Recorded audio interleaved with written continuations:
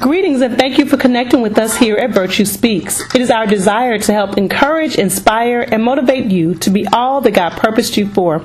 You're listening to Monday morning's moment of motivation. Remember to check us out at virtuespeaks.com. Now for your moment of motivation.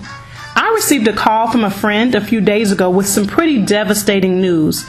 She'd had a family emergency, and hearing her share it with me made me feel like someone had knocked the wind out of me. It was one of those situations that I just couldn't shake. Even after praying with my friend, I couldn't stop thinking about the situation, and it's obviously still on my mind now.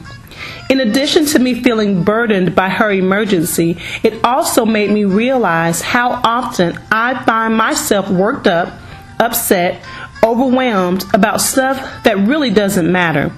Whether it's a minor tiff with my husband, an irritation with a girlfriend, or even a disagreement at work, when I look at the bigger picture, or when I think about what could be going on, I realize my energy is wasted on minor things more often than I'd like to admit. It often takes emergencies like my friends to bring me back to reality, and I'm sure it's the same with you. We find ourselves going through life with minor situations that we build up bigger than they should be. And when the real deal hits, we are exhausted because we've spent our energies needlessly on minor situations. Think about it like this. How often have we spent our financial resources unwisely, and then when there is an emergency, we don't have the resources to meet the need?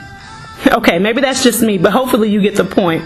I believe we spend our emotional resources unwisely, and then when there is a life emergency, we wonder why we are having such a hard time coping.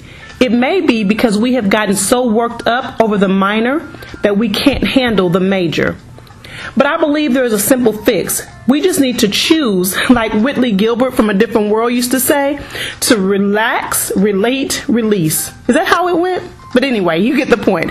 It may seem too simple, but she was actually right on point. Instead of always being maxed out, always being worked up, always finding something to complain about, we should take a deep breath and relax.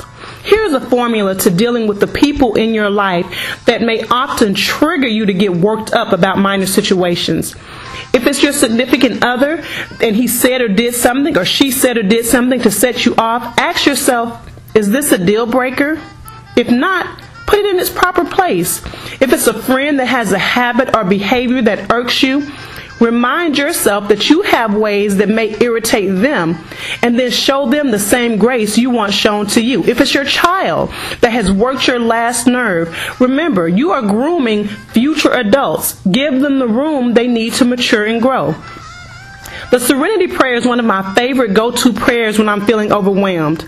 It says, God, grant me the serenity to accept the things I cannot change, the courage to change the things I can, and the wisdom to know the difference. That is my prayer for all of us. May we have the wisdom to know the difference. This is Robin May with your Moments of Motivation. Have a great week.